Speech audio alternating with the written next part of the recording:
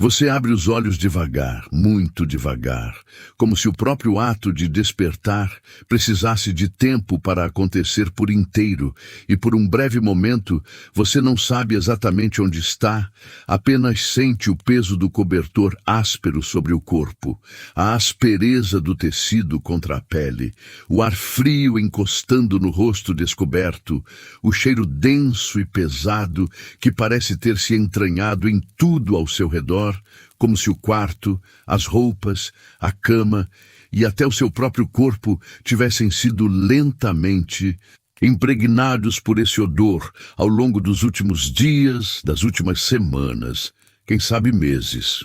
Aos poucos, a consciência vai se acomodando, como se fosse ocupando cada espaço da mente, e você lembra que está em Londres, no ano de 1349, em uma cidade que não dorme direito há muito tempo, não por causa de festas, mas por causa da presença constante da morte, que ronda como um hábito, como uma rotina que ninguém pediu, mas todos conhecem. Você não se senta logo de início, permanece deitado um pouco mais, permitindo-se sentir o peso dos braços, o modo como as costas reclamam discretamente da dureza do colchão de palha, a sensação de umidade que parece estar sempre presente, seja no ar, seja no tecido, seja nas paredes que cercam o pequeno cômodo onde você dorme. O teto baixo, feito de vigas de madeira escura, aparece lentamente quando seus olhos começam a focar melhor, e você reconhece as manchas, as rachaduras, os pontos onde a madeira está mais escurecida pela fumaça da vela e do fogo, que às vezes você acende nas noites mais frias, pequenas marcas que se tornam familiares de tanto serem observadas, como se fossem velhas conhecidas que o recebem todos os dias ao acordar. A luz que entra pelo pequeno vão que serve de janela é fraca, uma claridade opaca, filtrada por um céu que raramente é verdadeiramente azul. Um céu que naquele ano parece preferir os tons de cinza, como se também estivesse de luto pelo que acontece nas ruas lá fora. Você percebe, antes de se mover, que o ar está pesado, não apenas frio, mas carregado de um cheiro que você já não consegue separar em partes. Algo entre suor antigo, palha úmida, fumaça e uma nota distante e persistente de podridão, essa nota agridoce que nunca desaparece totalmente, mesmo nos momentos em que você está mais afastado da carroça e das valas. Você inspira devagar, sentindo o ar entrar, um pouco áspero, e expira com a mesma cadência lenta, como se estivesse lembrando o corpo de que ainda é preciso respirar, de que o dia precisa começar.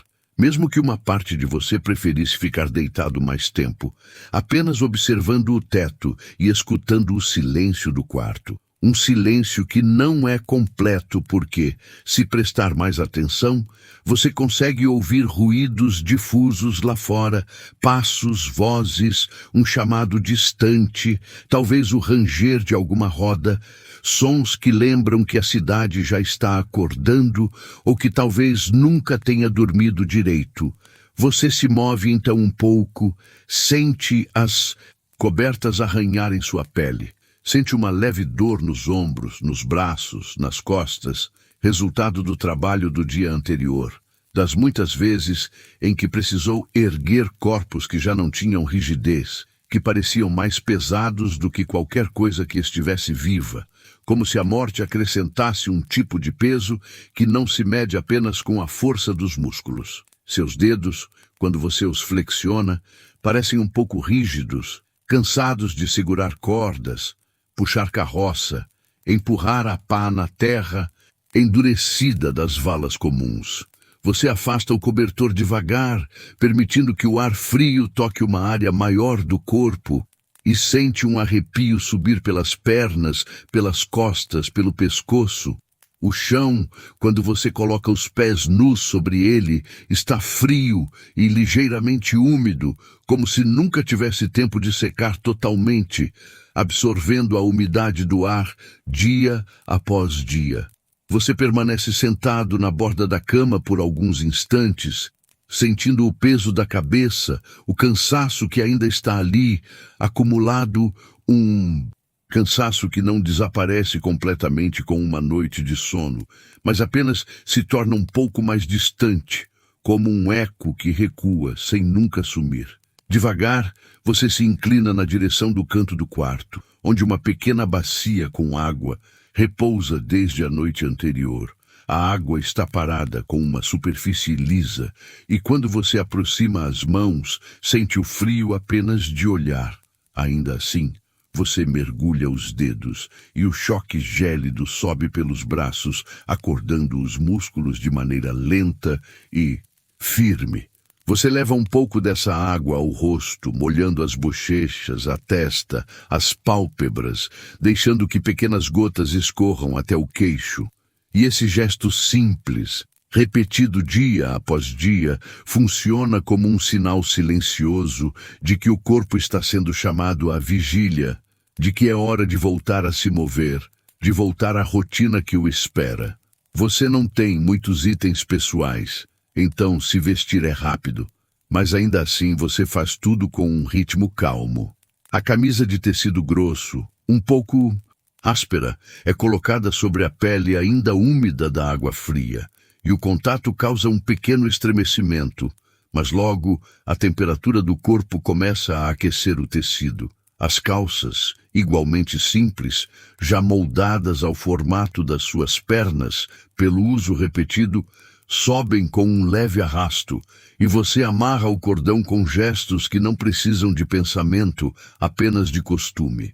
Sobre a camisa, você coloca um gibão mais resistente, que guarda marcas de trabalho, manchas que talvez nunca saiam, sejam de terra, de suor, de coisas que você não nomeia mais na cabeça para não precisar pensar nelas diretamente.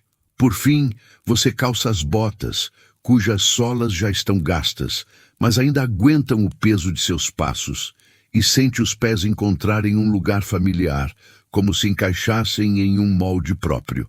Ao lado da porta, um manto pesado espera, o tecido grosso que protege um pouco do frio e também funciona como uma pequena barreira entre o seu corpo e o mundo, um pano que você sabe que, ao final do dia, estará mais uma vez impregnado de cheiros que não pertencem exatamente a você, mas que você carrega mesmo assim. Antes de sair, você olha rapidamente para os poucos objetos no quarto, talvez uma pequena peça de madeira, alguns trapos dobrados, um pedaço de pão guardado de ontem, já duro, mas ainda comestível. Você o pega com a mão, sente sua textura firme, leva-o até a boca e mastiga devagar, deixando que o pão se misture à saliva, suavizando aos poucos sua dureza. Não é um banquete, é apenas o suficiente para acalmar o estômago vazio e lembrá-lo de que ainda existe uma certa rotina, ainda existe um começo de dia, mesmo quando os dias parecem todos iguais. Você abre a porta e o ar de fora entra mais forte, trazendo consigo um cheiro mais intenso do que o do quarto. Há a umidade, há a sujeira que se acumula nas ruas, há o odor de animais, de fumaça, de gente vivendo muito próxima, e por baixo de tudo há aquela nota que você reconhece cada vez mais, facilmente, um misto de doçura enjoativa e amargor pesado, o cheiro de corpos em decomposição, mesmo que, naquele exato momento, você ainda não os esteja vendo, sabendo que eles não estão longe, talvez apenas algumas casas adiante, talvez na rua vizinha. Você desce alguns degraus, passando por paredes de pedra manchadas, e sai para a rua, onde a luz do dia é mais clara do que dentro do quarto, mas não exatamente brilhante. A cidade se apresenta em tons de cinza, marrom, madeira, escura, lama, telhados irregulares que se sobrepõem, vielas estreitas que se cruzam, poças de água que refletem o céu como fragmentos quebrados. No chão, a mistura de terra e resíduos forma uma massa mole em alguns pontos, mais endurecida em outros, e seus pés reconhecem esses caminhos, desviando automaticamente das partes mais escorregadias, procurando as pedras mais firmes. Você caminha em direção ao lugar onde deixou a carroça na noite anterior. Um canto de rua onde algumas rodas se acumulam, alguns cavalos repousam, e alguns homens como você, em idades e condições variadas, já estão acordados, ajustando cordas, verificando o estado dos animais, movendo sacos e cobertores. A sua carroça não é diferente das outras, apenas mais uma entre tantas, com a madeira marcada pelo tempo, uma borda lascada aqui, um ferrolho reparado ali, o fundo que já sentiu o peso de muitos corpos deitados lado a lado. Antes de começar o trabalho em si, você se permite alguns segundos de observação calma.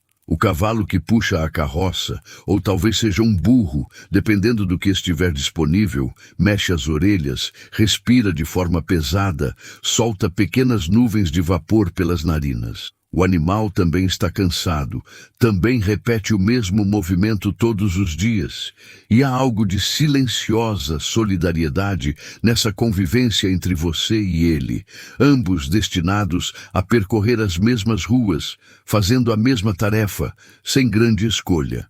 Você verifica as cordas, passa a mão pela madeira para sentir se há algo solto, ajusta o manto ao redor do corpo, como se pudesse esconder mais um pouco de si mesmo por trás do tecido. O dia, então, pode começar de verdade. Não há anúncio solene, não há início formal. Simplesmente chega o momento em que você segura as rédeas, dá um pequeno comando e começa a andar, seguindo um percurso que, com o tempo, se tornou quase fixo, passando pelas áreas da cidade onde as casas estão mais próximas, as ruas mais estreitas, os becos mais escuros, porque é lá que o número de corpos costuma ser maior. À medida que a carroça avança, você sente o cheiro no ar aumentando, não de uma vez, mas gradualmente, como se cada esquina acrescentasse uma nota a mais à mistura que o acompanha. Em alguns pontos, o odor é apenas um sinal distante, lembrando que há algo errado em alguma casa próxima. Em outros, é tão forte que parece entrar não só pelas narinas, mas pelos olhos, pela boca, fixando-se na parte de trás da garganta, como um gosto que não se desfaz facilmente. Com o tempo, você começou a respirar de forma diferente nesses locais, inspirando menos, ou inspirando pela boca, ou tentando manter a mente ocupada com qualquer outro detalhe que não fosse aquele cheiro, mesmo sabendo que ele continuaria ali. Você para a carroça diante de uma casa que reconhece, não por dentro, mas como parte de uma rotina que se estabeleceu. A porta está entreaberta, como tantas outras têm estado, e você sabe que isso costuma ser um sinal. Você desce do veículo, sente novamente o contato do chão sob as botas, mais macio em alguns pontos, mais firme em outros, e caminha até a entrada. Não há necessidade de bater, de chamar, de anunciar a sua presença de maneira formal. Quem ainda está vivo lá dentro já sabe por que você veio, e quem não está mais vivo não precisa saber de nada. Dentro da casa, o ar é ainda mais pesado, preso, saturado de umidade, de falta de circulação, de presença humana acumulada, e bem algum canto do cheiro mais definido de doença e morte. Seus olhos percorrem o ambiente, acostumados com a penumbra, procurando o lugar onde o corpo foi deixado. Às vezes está sobre uma cama, outras vezes no chão, outras ainda enrolado em tecidos que não conseguem esconder completamente a forma do corpo inchado, a rigidez, maior ou menor, dependendo do tempo que passou desde o último suspiro. Você se aproxima com calma, não com pressa, como se o próprio ato de se aproximar fosse parte de um pequeno ritual de respeito silencioso, mesmo que ninguém o tenha ensinado oficialmente a fazer assim. Você observa por um instante, não com curiosidade mórbida, mas quase com uma atenção metódica, notando o inchaço da pele, talvez as manchas escuras em pontos do corpo, os dedos que se crispam em posições estranhas, o rosto que às vezes parece ainda tenso, às vezes surpreendentemente tranquilo. Você sabe que, em outro tempo, antes de tudo isso, a visão de um corpo poderia ter sido um acontecimento raro, capaz de causar espanto, nojo, horror. Agora, porém, ele é parte do cotidiano, como um objeto pesado que precisa ser movido, como um saco de grãos, como um feixe de lenha, mas ainda assim, em algum lugar da mente, você percebe que há algo diferente ali, algo que exige um pouco mais de cuidado interno. Você posiciona as mãos de modo a ter firmeza, mas também para evitar que partes do corpo se soltem, que tecidos se rasguem, que líquidos escapem em excesso. A pele pode estar tensa e lisa em alguns pontos, cede em outros, e às vezes, quando você ergue o corpo, sente uma sensação estranha sob os dedos, algo entre sólido e fluido, como se houvesse bolsas escondidas sob a superfície. Você tenta não pensar muito nisso, concentra-se nos músculos, na força necessária para erguer aquele peso, para carregá-lo até a porta, para ajustá-lo depois na carroça, ao lado de outros que você já recolheu, ou no espaço ainda vazio que, você sabe, não ficará vazio por muito tempo. Ao longo da manhã, você repete esse movimento muitas vezes. Cada casa é um pouco diferente. Algumas com pisos de madeira, outras com terra batida, algumas com um pouco mais de luz entrando pelas janelas, outras quase completamente escuras, algumas com objetos espalhados, como se a vida tivesse sido interrompida no meio de alguma atividade simples, outras com uma organização curiosamente intacta. Mas apesar dessas pequenas diferenças, o que você faz? Em cada uma delas é essencialmente igual. Entra, encontra o corpo, observa por um momento, ergue com cuidado, carrega, deposita. Às vezes há alguém vivo no mesmo espaço, sentado em um canto, encostado na parede, olhando na sua direção com olhos vazios ou cheios demais de lágrimas. Mas pouco é dito ou nada é dito. Você sente a presença dessas pessoas como se sente o peso do ar, mas não se detém em detalhes. Porque se detiver demais, talvez o gesto de pegar o próximo corpo se torne muito mais difícil do que sua função permite. Em sua cabeça você passa a contar o dia não em horas, mas em corpos carregados, em viagens da porta até a carroça, em percursos de volta à rua, em voltas pelas mesmas esquinas. Depois de algum tempo, quando a carroça já está parcialmente cheia, os corpos começam a se acumular uns sobre os outros, cobertos por panos que ajudam mais a esconder a visão do que a deter o cheiro. Você volta à posição de conduzir o veículo, sente a madeira ranger sob o peso, sente o animal puxar com um esforço que também se acumula. E segue para outra área da cidade, onde o processo recomeça, como se o dia fosse uma longa sequência do mesmo gesto, apenas em cenários ligeiramente diferentes. O sol, quando aparece por entre as nuvens, não muda muito a cor da cidade, mas muda um pouco a sensação do tempo.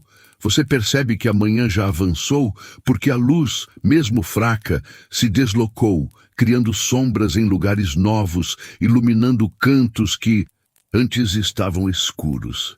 Seu estômago, em algum momento, reclama discretamente, lembrando-o de que aquele pequeno pedaço de pão foi há muitas horas. Você não tem uma pausa estabelecida, mas em algum intervalo entre uma casa e outra, ou entre uma rua e outra, você encosta a carroça em um lugar mais afastado e procura qualquer coisa que tenha trazido consigo, talvez outro pedaço de pão, talvez um pouco de água. Você come devagar, não por querer saborear, mas porque o corpo se acostumou ao ritmo lento e porque mastigar depressa parece despertar o estômago de maneira mais brusca do que você deseja. Enquanto mastiga, o cheiro ao redor não desaparece, mas por um momento você permite que a atenção se fixe na textura do pão, na sensação da água descendo pela garganta, na simples experiência de estar sentado por alguns minutos, sentindo as pernas descansarem um pouco do movimento de subir e descer da carroça, de entrar e sair de casas. Quando se levanta novamente, o dia continua como se nunca tivesse parado. As horas parecem escorrer umas dentro das outras e você perde a noção exata da passagem do tempo, mas percebe a tarde chegando pelo peso diferente da luz e pelo aumento discreto do cansaço nos músculos, que se tornam menos obedientes, mais pesados, como se uma camada a mais de peso tivesse sido colocada sobre seus ombros. Ainda há casas a visitar, ainda há portas entreabertas, ainda há corpos à espera, alguns já cobertos, outros não, alguns tão inchados que parecem ocupar mais espaço do que ocupavam em vida, outros magros, encolhidos, como se tivessem sido consumidos aos poucos. À medida que se aproxima o final do dia, a carroça, mais uma vez, está cheia. Os corpos estão empilhados com cuidado relativo, de forma que não caiam durante o trajeto. Mas você sabe que cada buraco na rua, cada pedra fora do lugar, pode sacudi-los, movê-los um pouco, produzir sons surdos de impacto, como se o próprio veículo reclamasse do que a carrega. Você conduz então a carroça para fora da área mais densamente habitada, em direção aos lugares onde as valas comuns foram abertas, ou ainda serão em terrenos afastados, às vezes próximos às igrejas, às vezes um pouco além. Quando chega a esse espaço, a luz já está mais fraca, o céu começando a se tingir de tons escuros, e o ar parece ainda mais frio. A terra naquele lugar está marcada por sulcos, por buracos rasos ou profundos, por montes de terra removida que aguardam para ser devolvida. A vala pode ser nova, recém-iniciada, ou pode já conter corpos, alinhados lado a lado, esperando que seus companheiros de jornada diária sejam colocados junto deles. Você desce da carroça, sente uma outra qualidade na textura do solo, mais fofo em alguns pontos, mais lamacento em outros, talvez misturado à água da chuva recente. Se ainda não há uma vala aberta suficiente, você pega a pá, sente o cabo de madeira na palma da mão, ajusta a pegada e começa a cavar. O movimento é simples, repetitivo, e você aprende a dosar a força, enterrando o metal no solo, erguendo uma porção de terra, jogando-a para o lado e repetindo, repetindo, repetindo. Com o tempo, o corpo se ajusta ao ritmo. Os braços trabalham como se fossem parte de um mecanismo que conhece exatamente o que fazer, mesmo quando a mente já se encontra em um estado quase de calmaria, observando de longe os próprios gestos. Quando a vala está em um ponto que você considera suficiente para receber mais corpos, começa o processo de retirá-los da carroça, um a um, ou em pares, dependendo do peso, da condição, do espaço. Você usa os mesmos cuidados que usou para colocá-los ali, segurando de forma a evitar que membros se soltem mais do que já estão, que tecidos rasguem, que algo se espalhe sobre você ou sobre o chão. Ainda assim, sabe que nunca é possível evitar tudo, e às vezes sente um líquido morno ou já frio tocar a manga, ou escorrer por algum canto da roupa. Você sente, registra, mas não se detém, porque o trabalho precisa terminar antes que a noite se torne escura demais. Os corpos são colocados na vala em uma linha silenciosa, formando camadas. Há algo na visão de tantos corpos juntos que, em outro contexto, poderia ser insuportável.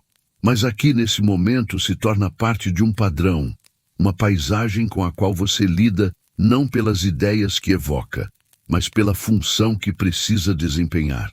Quando todos estão no lugar, você pega novamente a pá e começa o movimento inverso, devolvendo a terra sobre eles, cobrindo pouco a pouco aquilo que durante o dia foi exposto tantas vezes aos seus olhos. A terra cai com um som suave, abafado, repetitivo, primeiro sobre o rosto de alguém, depois sobre o peito, sobre as mãos, sobre as roupas, até que nenhuma forma humana é distinguível, apenas uma superfície irregular de terra recém-mexida. Você continua enchendo, espalhando, nivelando, até que, visto de longe, o chão pareça apenas um pouco mais elevado ali, apenas um pouco mais recente na textura. O cheiro, por um tempo, fica mais forte ao seu redor, como se fosse liberado ao manipular o lugar. Mas em seguida, volta a se misturar com o ar frio da noite que se aproxima. Quando termina, sua respiração está mais pesada, não porque tenha corrido, mas porque o esforço contínuo acumulou-se em cada fibra do corpo. Os braços parecem mais longos, pesados. As pernas pedem um pouco de descanso. Ainda assim, há tarefas finais a cumprir. Você limpa superficialmente as ferramentas, tentando remover o excesso de terra, de lama, qualquer coisa que possa atrapalhar no dia seguinte. Ajusta a carroça. Certifica-se de que nada ficou para trás em algum canto do terreno que deveria ter sido levado. Em seguida, encosta-se por um breve momento em algum ponto mais firme, talvez no próprio veículo, sentindo o toque da madeira contra as costas, como um apoio discreto. A luz do dia, nesse ponto, já quase desapareceu. Talvez haja algumas velas acesas em janelas distantes, pequenos frascos de luz em meio às sombras que crescem. O céu exibe um tom escuro e o ar parece ainda mais úmido, como se uma fina película de frio tivesse se deitado sobre a cidade inteira. Você respira fundo, mais uma vez, e percebe com aquele conhecimento silencioso que foi acumulando, que a mistura de cheiros não desaparece com a noite, apenas muda um pouco, mas continua presente, como um pano de fundo sensorial que nunca é completamente retirado. Você volta a subir na carroça, agora vazia, mas com o peso imaginário daquilo que ela carregou ao longo do dia, e toma o caminho de volta pelas mesmas ruas, agora mais escuras. Em alguns pontos, escuta vozes, vê sombras se movendo, percebe portas se fechando rápido demais, cortinas sendo puxadas, como se todos quisessem de alguma forma manter uma barreira entre si e o mundo lá fora. Mesmo que saibam que essas barreiras são frágeis. Você segue em frente, sem se deter muito em qualquer detalhe, apenas concentrado no som das rodas nas pedras, no ritmo do animal, no próprio cansaço que o conduz de volta ao quarto. Ao chegar ao lugar onde guarda a carroça durante a noite, você desce uma última vez, faz os pequenos ajustes que precisa fazer, prende o animal, encontra um recipiente com um pouco de água para ele, talvez um pouco de alimento simples, e observa por um momento enquanto ele come e bebe, aproximadamente no mesmo tempo em que você próprio sente a fome mais uma vez se aproximar. Há uma sensação de que, ao cuidar do animal, você também está, de certo modo, cuidando da continuidade do trabalho, da possibilidade de repetir no dia seguinte aquilo que fez hoje, sem saber exatamente por quanto tempo isso ainda será necessário. A caminhada de volta ao quarto é mais silenciosa do que a de ida. O corpo está mais pesado, mas a mente, curiosamente, pode estar um pouco mais vazia, não por falta de pensamento, mas por uma espécie de saturação, uma sensação de que o dia já foi preenchido de forma tão completa que não há muito espaço para elaborar mais nada. Você sobe novamente os degraus, entra no mesmo corredor, empurra a mesma porta, encontra o mesmo ambiente simples, com o mesmo colchão, a mesma bacia, o mesmo cobertor, tudo esperando para receber o corpo cansado que retorna ao fim de mais um ciclo. Você talvez tenha guardado um resto de comida, um pedaço de pão mais uma vez, um pouco de algo que fosse possível conservar. Come isso sentado na borda da cama, com o mesmo ritmo lento de sempre, mastigando várias vezes cada pedaço, permitindo que o ato de comer seja o último esforço consciente do corpo antes do descanso. O sabor não é particularmente bom, nem particularmente ruim. É apenas um gosto conhecido, algo que ancora sua experiência física neste momento, como um pequeno ritual que separa o dia da noite. Depois disso, você tira o manto, tira o gibão, talvez deixe as calças e a camisa, porque a noite é fria e o cobertor não é tão espesso quanto seria confortável. Deita-se, sente a palha sob o peso do corpo, ouve o ranger sutil da estrutura da cama, puxa o cobertor até o peito, ajusta a posição até encontrar uma forma de estar deitado que não pressione demais os pontos mais doloridos do corpo. O teto volta a se apresentar com suas vigas e manchas, agora não mais iluminadas pela luz do dia, mas apenas pela sobra da claridade que entra pela fresta ou pelo brilho mínimo de alguma chama que ainda esteja acesa. Você sente as pálpebras pesarem, o corpo todo se entregando à gravidade de uma forma mais tranquila. O cheiro do dia, por mais que pareça impregnado em tudo, começa a se tornar um pouco mais distante, como se misturasse ao cansaço e fosse dissolvido por ele. Sua respiração volta a ter aquele ritmo estável de quando acordou, mas agora vai se tornando cada vez mais lenta, cada vez mais profunda.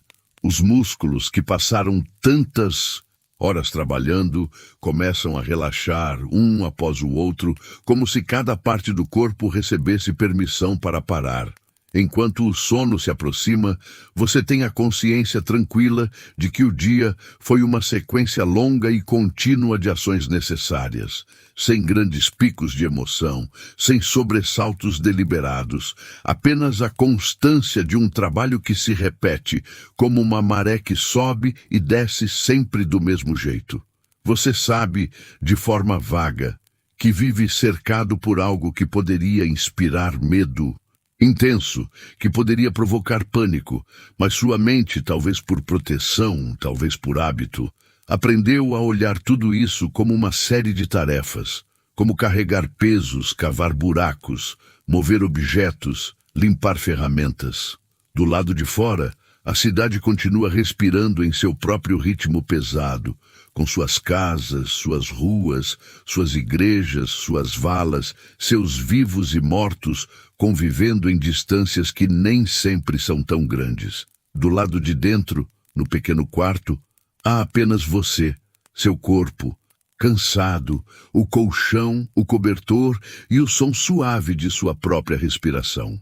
Lá fora, a peste segue o curso que ninguém alcança, como uma neblina que se espalha, lenta e incontida. Aqui dentro, por algumas horas, existe apenas a possibilidade de descansar. Você fecha os olhos por completo, deixando que todo o peso do dia se dissolva na escuridão atrás das pálpebras, sem esperar imagens específicas, sem esperar sonhos grandiosos, apenas um escuro contínuo que se estende, macio, silencioso. E enquanto se entrega a esse escuro, sabe, em algum lugar muito calmo da consciência, que amanhã o sino, ou os ruídos da rua, ou simplesmente o próprio hábito do corpo o chamarão de volta, e você abrirá os olhos, verá o mesmo teto, sentirá o mesmo ar, repetirá os mesmos gestos, seguirá a mesma rota carregando, cavando, cobrindo, vivendo mais um dia que por qualquer medição mais frágil não seria fácil de suportar, mas que, no seu ritmo lento e constante, se tornará apenas mais uma linha contínua nesse longo fio de rotina. E assim você adormece, entre o cansaço, o hábito e a melancolia silenciosa, flutuando lentamente para fora da consciência clara, enquanto a cidade, a peste, os corpos e a carroça se afastam como uma imagem que vai ficando cada vez mais distante, até sumirem completamente por algumas horas de esquecimento macio.